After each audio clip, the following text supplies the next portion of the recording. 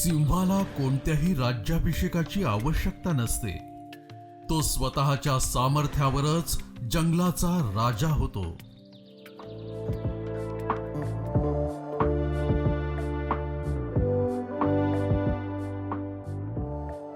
महाराष्ट्राच्या उत्तर टोकाला असलेल्या नंदुरबार जिल्ह्यात आदिवासी आणि ग्रामीण जीवनानं समृद्ध अशा प्रतापपूर गावात एका असामान्य जीवन प्रवासाची सुरुवात झाली. याच मातीतले सुपुत्र डॉक्टर शशिकांत वाणी. प्रतापपूर या छोट्याशा गावात 1964 साली डॉक्टर शशिकांत वाणी यांचा जन्म झाला. साधी कुटुंबीय परंपरा पण मोठी स्वप्न, बालपण या मातीशी घट्ट जुळलेलं आणि शिक्षणाकडे असलेल्या त्यांच्या आकर्षणाची सुरुवात इथेच झाली. शिक्षणाची प्रचंड ओढ असलेल्या शशिकांत यांनी जिद्दीने वैद्यकीय क्षेत्रात पाऊल टाकलं. ते डॉक्टर बनले, पण त्यांचा प्रवास केवळ वैयक्तिक यशाचा नव्हता. डॉक्टर शशिकांत वाणी यांनी एक डॉक्टर म्हणून केवळ दवाखान्यातच मर्यादित न राहता गावोगावी फिरून लोकांपर्यंत आरोग्य सेवा पोहोचवली. रुग्णसेवा, लोकसेवा हाच त्यांचा धर्म होता. शिक्षण घेत असताना इयत्ता 6वी-7वीत असताना मला राष्ट्रीय स्वयंसेवक संघाच्या शाखेत जाण्याचा योग आला आणि तिथून माझ्या बालपणाला संस्कारांची जोड मिळाली. आणि संघाच्या शाखेत जात असताना राष्ट्रवादाचे विचार, संपूर्ण समाजाचे विचार हे माझ्या बालपणावर बिंबवले गेलेत आणि त्यातून मला समाजसेवेची आवड निर्माण झाली.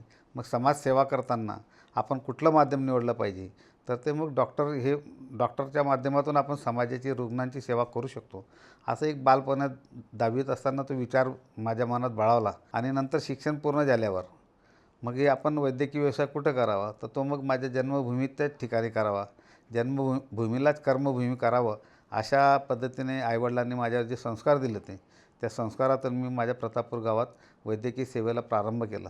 अशा दुर्गम आणि सातपुड्याच्या पायथ्याशी असलेला हा जिल्हा आणि गावं ह्या भागामध्ये खरोखर डॉक्टर साहेबांनी त्यांच्या पेशा बाजूला करून, जर त्यांनी ठरवलं असतं तर डॉक्टरी पेशामध्ये राहून ते पैसे कमवू शकले असतील, परंतु त्यांनी तसं न करता डॉक्टरी पेशामध्ये देखील तरी गोरगरिबांना त्यांनी सेवा दिली आणि त्या माध्यमातून त्यांनी शिक्षणाचं जाळं त्या ठिकाणी उभारलं आणि गोरगरीब गरजू जे काही शेतमजूर असतील, शेतकामगार असतील, गरीब शेतकऱ्यांची मुलं असतील, यांना देखील त्या ठिकाणी शाळेमध्ये दाखले दिले आणि खरोखर त्यांचं कार्य हे फार मोठं आहे. ह्या परिसरासाठी देखील मी त्यांना नेहमीच माझा आदर्श मानतो, माझ्या वडिलांच्या जागेवर मानतो.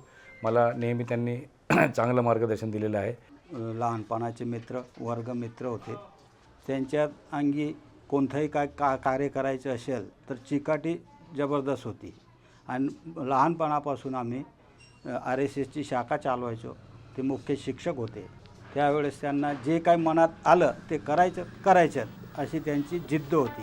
1991 साली सुनीता यांच्याशी विवाह करून डॉक्टर वाणी यांनी कुटुंबाची सुरुवात केली. या संसारात 2 मुलं, आदित्य आणि अभिषेक यांचा जन्म झाला. 1994 साली आदिवासी समाजाला शिक्षणाच्या मुख्य प्रवाहात आणण्यासाठी त्यांनी श्री साईनाथ शिक्षण संस्थेची स्थापना केली. आज या संस्थेअंतर्गत 2 शाळा, 1 मुलांचं वसतिगृह आणि स्किल इंडिया सेंटर कार्यरत आहे, जे NSDC मान्यता प्राप्त आहे.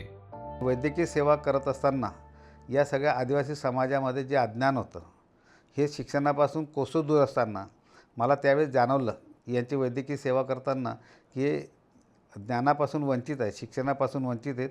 यांना आपण काहीतरी शिक्षणाच्या माध्यमातून समाजाची एक सेवा केली पाहिजे. रुग्णांची सेवा करताच त्यांना एक शिक्षणाची सेवा करावी आणि त्यांना शिक्षणाच्या माध्यमातून या सगळ्या भूतलावर असलेल्या ज्या काही चांगल्या गोष्टी आहेत त्या त्यांनाही कळाव्यात, त्यांनाही ज्ञात व्हाव्यात, असा एक विचार मनात आला. आणि म्हणून श्री साईनाथ शिक्षण संस्थेच्या माध्यमातून आश्रमशाळेची त्या ठिकाणी निर्मिती झाली आणि त्यातून मग त्या मुलांना शिक्षण देत असताना या शिक्षणाच्या माध्यमातून तीही एक माझी शैक्षणिक सेवा झाली असं मला वाटतं.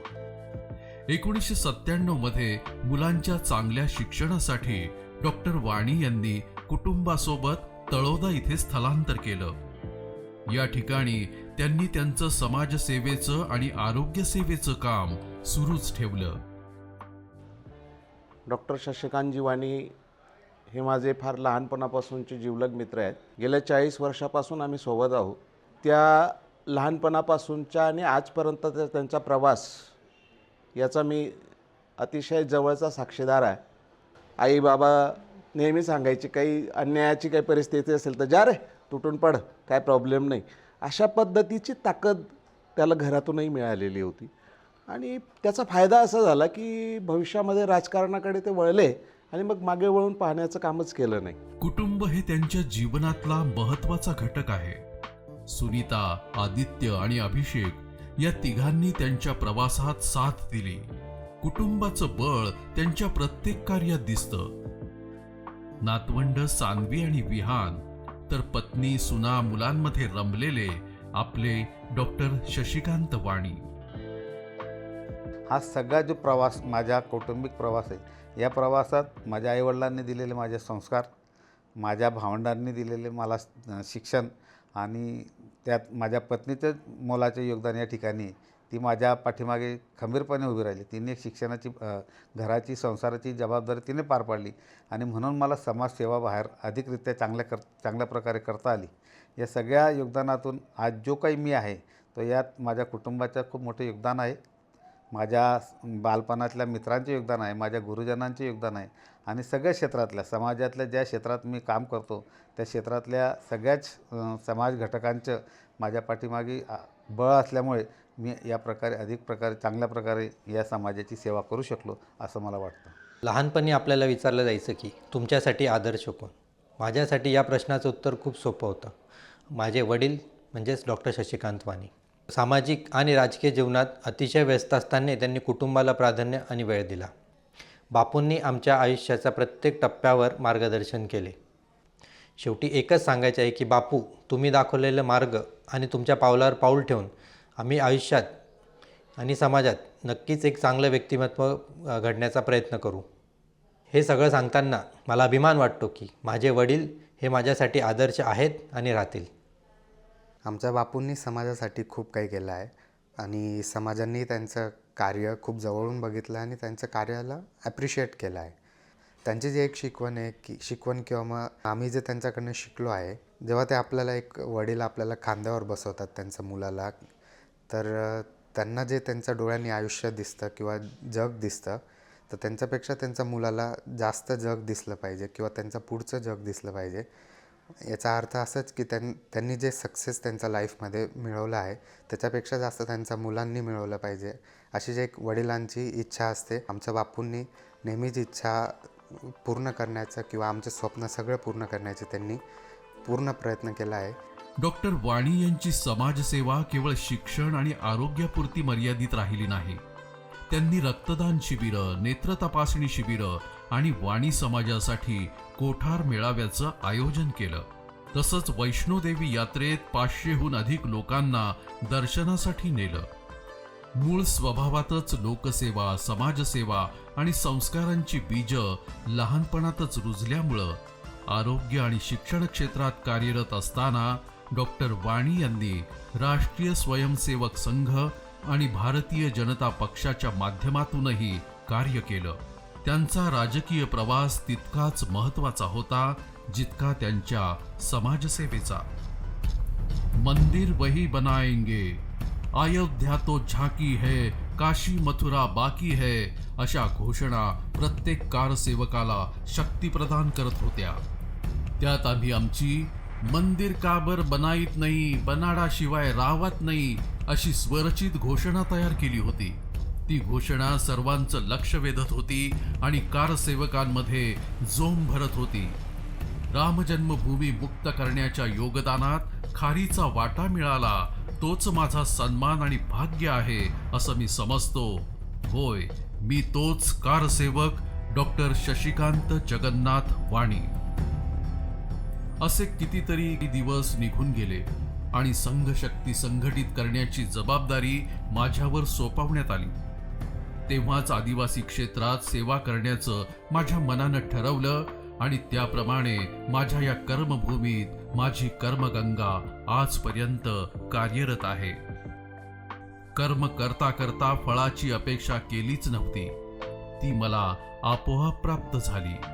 संघाचा स्वयंसेवक, भारतीय जनता युवा मोर्चा तालुकाध्यक्ष, भारतीय जनता पक्ष जिल्हा चिटणीस, भारतीय जनता युवा मोर्चा जिल्हाध्यक्ष, नंतर भारतीय जनता पक्ष जिल्हाध्यक्ष आणि आता प्रदेश कार्यकारिणी सदस्य या पदांवर काम करण्याची संधी मिळाली. विविध पदांच्या सहवासात आज मी लोककल्याणार्थ झटतोय आणि सतत झटत राहणार आहे. मित्रांनो, आता आपल्याला या छोट्याशा फिल्ममधून एक प्रत्यय मात्र नक्की आला असेलच. डॉक्टर शशिकांत वाणी यांचा जीवन प्रवास निस्वार्थ सेवा आणि धैर्याच्या जोरावर घडलेला आहे. त्यांचं जीवन स्वयमेव मृगेंद्रता या तत्वाचं पालन करणारं आहे. डॉक्टर वाणी यांचा मार्गही असाच आहे. स्वतःच्या कष्टानं आणि निष्ठेनं समाजात आपली ओळख निर्माण केलेली आहे. कोणत्याही पदवी प्रतिष्ठेची अपेक्षा न करता त्यांनी स्वतःच्या कृतीतून समाजात एक शाश्वत ठसा निर्माण केला आहे. तेव्हा हे म्हणणं अगदीच सार्थ ठरतं की सिंहाला कोणत्याही राज्याभिषेकाची आवश्यकता नसते, तो स्वतःच्या सामर्थ्यावरच जंगलाचा राजा होतो.